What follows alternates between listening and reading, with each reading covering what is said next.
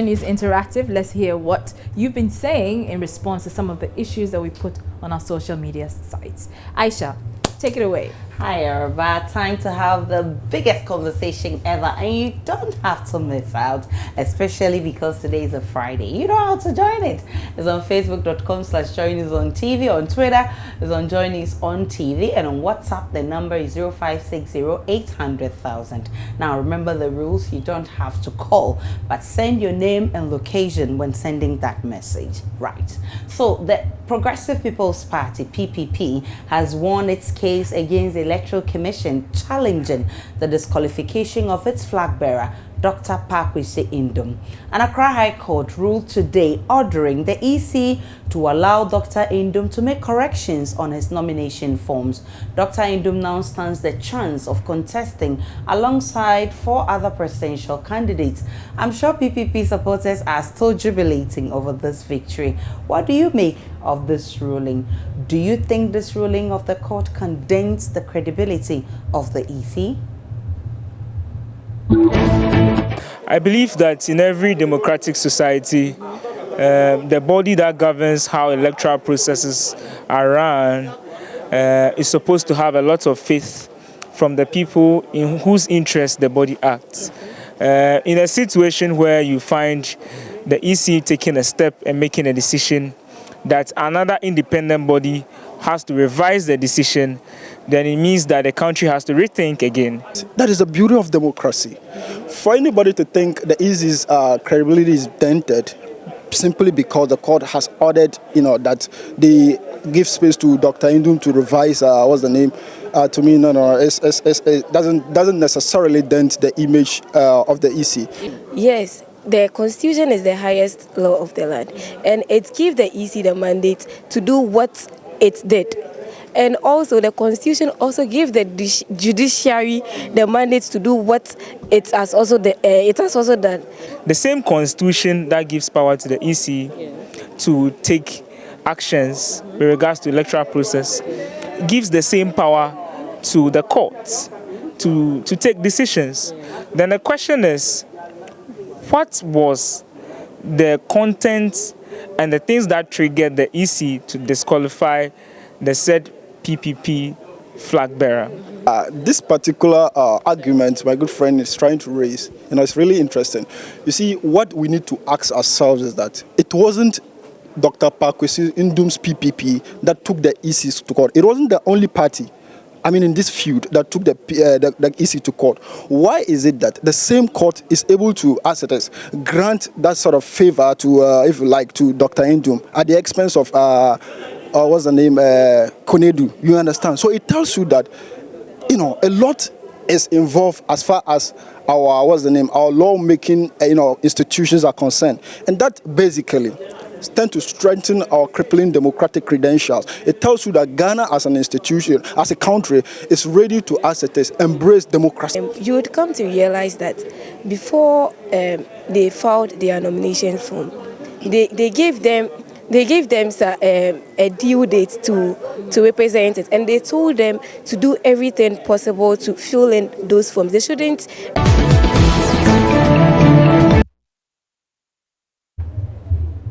A lot of people are also sending messages to our social media platforms, and on Facebook. Araba, help us read them. Yes, and this has elicited a lot of responses. Kwesi Ajiman Boating Rindorf says, this calls for all the political parties to be extra vigilant and mark the activities of the EC very closely.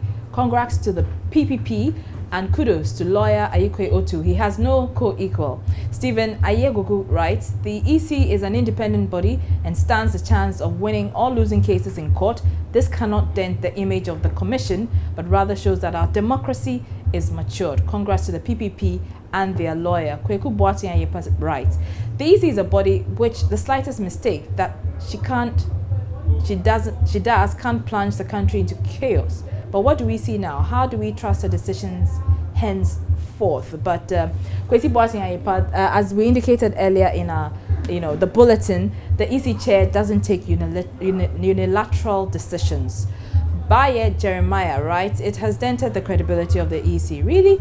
It tells us that the EC violated its own rules of the game. EC should know that it is the laws of the game that people respect and obey, and not human beings. Elias Suhari Natamale writes, it's a lesson to the EC that they can't trample on the rights of everyone. Charlotte Osei and her outfit must be aware that without the parties, there exists no EC. Demi Dear Simon is also saying, I don't think so. It's just a test of our democracy and how matured we are in the practice of it. Prince Opong says, mixed school has helped me a lot. Well, okay, this is not in relation to that. Else, right. Shifman Osei writes, the EC chairperson called for this embarrassment, really?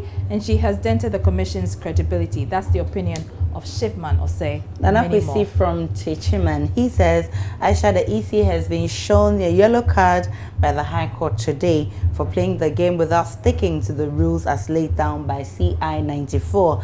Hashtag pass up EC, and it's coming from Nana Kwesi. Kofi from Mankesim says, you see how we've won the case, so now we go win the elections. And that's Kofi. He's so confident. Now, Abdul Rashid Wahab from Kintampo, he says, the EC boss and her commissioners must bow down their heads in shame, most especially their lawyer who represented them in court. And this one says, what just happened indicates clearly that there's a question mark on the EC. Now, what shows our voter register is credible? I can't think for EC reaching their own laws. Hashtag change is coming. And I said very quickly, this is quite interesting. Continental Obama Buedi Patrick writes on Facebook, vibrant verdict, vindicated with vim. Welcome, Dr. Indum. Make a nice Indomie with fresh fish at the Central region for us to eat on December 7th. And that's from Continental Obama. Interesting one. They're also locking eyes with someone and letting the moment linger. Does that count as flirting? How about exchanging compliments on each other's Instagram photos? And if flirting is defined as behavior which suggests you are sexually attracted to someone but stopping short of saying it outright, is it a form of cheating if you are spoken for? Well, when does flirting becomes cheating? That's what I asked you, and I said share your thoughts on this matter.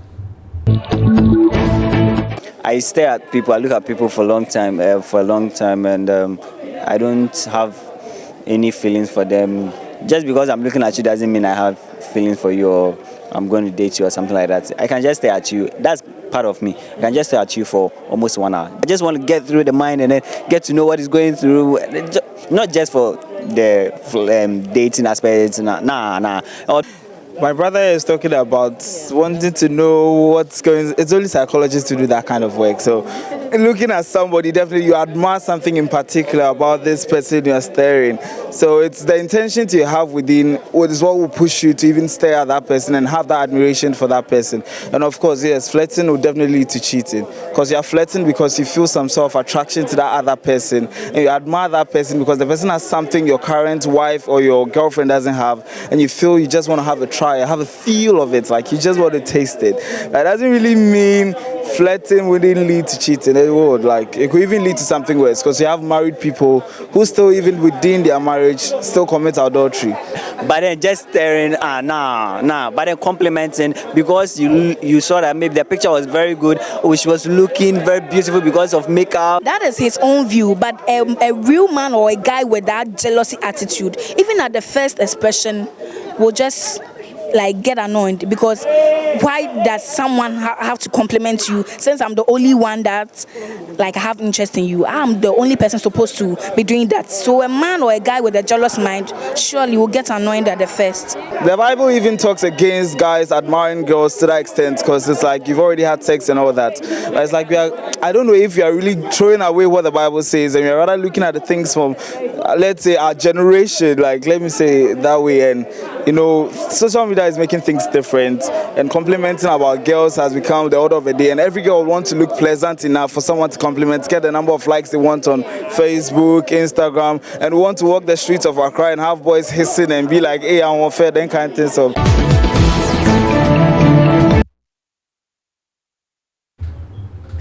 Somebody says, hey, I'm unfair. So if somebody says, hey, I'm unfair, that shows you guys are flirting, huh? It's what's in the mind, really. It's not really about what you say, but what's in the mind. But let's quickly look at some the messages responses. coming. Yeah, on Facebook. Prince Nuruddin Balmia says, to flirt means to behave as if you're sexually attracted to someone in a playful or not very serious manner. Let's be careful with how we flirt with others, because some can't control their emotions, which could lead to cheating.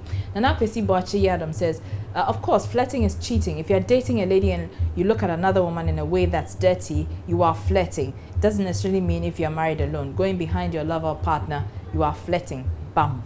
And Mameladi Yakubu says, temptation can lead to practice, so we should even avoid it, because some flirtations are very dangerous.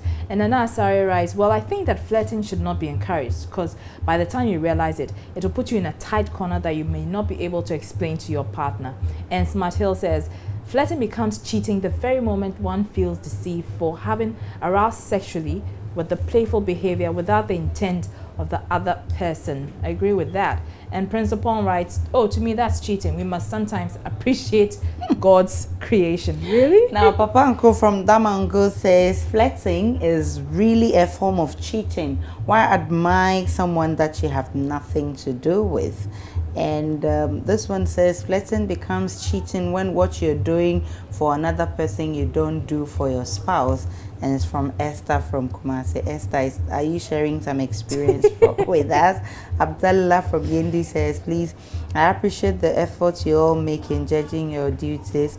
May God reward your efforts. The political aspirants should take care in their undertakings. The 3 suitable magnetic ladies should vote, and the winner should kindly call me. You're all deeply rooted in my heart. Aisha, just kiss. Okay. Abdullah. Like, seriously?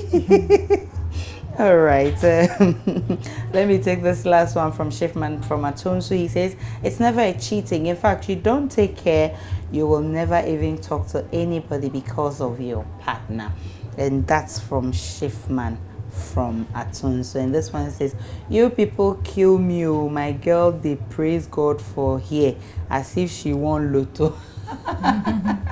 Now, finally, the much-awaited old school reunion will finally take place on Saturday. I know you'll be representing your school, right? The event will be characterized with different displays from all the various schools representing. But before that, Joy News Interactive has been finding out what you think of single, sex, and mixed schools, which is the best. That will be what we'll be looking for this evening. I think that the single-sex school, to some extent, is advantageous. I say this because it's an opportunity for the country to train or adequately train and bring out such leaders that we want to bring to our country. Did you go to a single school? Yes, I attended Infantiman Girls. Okay. Yes, and there you realize that it's more easier for you to instill some sort of female discipline, bringing out that essence of female education, our role, our importance in the society, and gathering all of us under one roof in a school, the same school, gives the school authorities or the nation as a whole to train. We give us that opportunity to train ladies to become that great leaders we want us to be. It's advantageous because it builds your social skills. You know, initially I was a very shy type, but because I attended a mixed school, it boosted my confidence. Which school? Our Lady of Mercy Senior High Tema.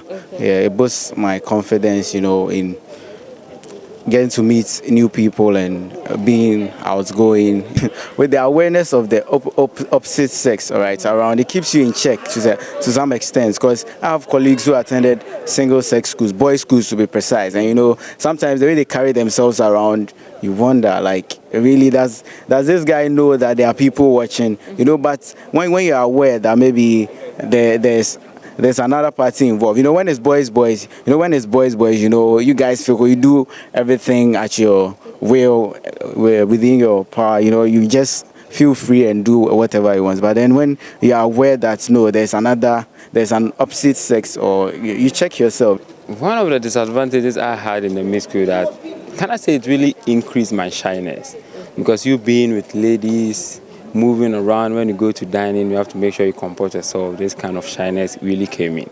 But aside the shyness, that's the only disadvantage I had when I was in a mixed school. There are laws that governs our behavior, and there are the same rules and laws that govern the behavior of those in a mixed school. Despite the fact that there's the opposite sex, so you don't need to have the opposite sex around to keep yourself in check. I attended Accra Senior High School, Dumase Krobo, and I have never regretted being in a mixed school.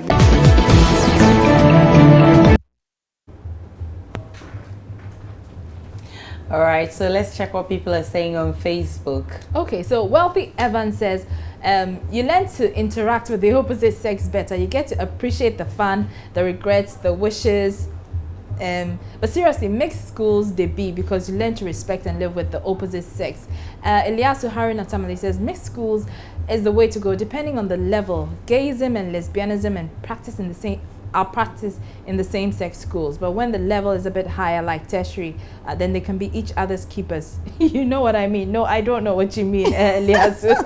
And then Anom Kwejo Martin says, I prefer mixed schools. Okay, I'm looking for someone who's saying all right, okay. And this one says single sex schools cause it's an advantage for some of us to go naked in class and during entertainment. Shame on you. He didn't add his name. And this one says it's coming from Berima Kwavaji. He says the Hearts of KNUST Katanga will definitely be representing. I can't make it, unfortunately, because I have a job here to ensure my incompetent MP is voted out. I know the Katanjis will steal the show. The fellows hold your balls. And it's coming from Berima Kwavaji. And now let's check the picture of the day. And this has to do with dealing with an oversized shoe. What a strategy takes. So he doesn't fall out of them. That is very, very brainy of him. I don't think it will work. No, it won't work. It won't work. No, but it will work. Oh, it won't work because it looks like it will work. Because the pegs will irritate the back of his leg. Are you sure? It will make the movement, you know, and that will give him up. And on that anyway, note, he did try. He did try. He should come again next time. That's how we end the interactive segment. My name is Aisha Ibrahim. Remember, it's a Friday. Don't miss out the fun. And don't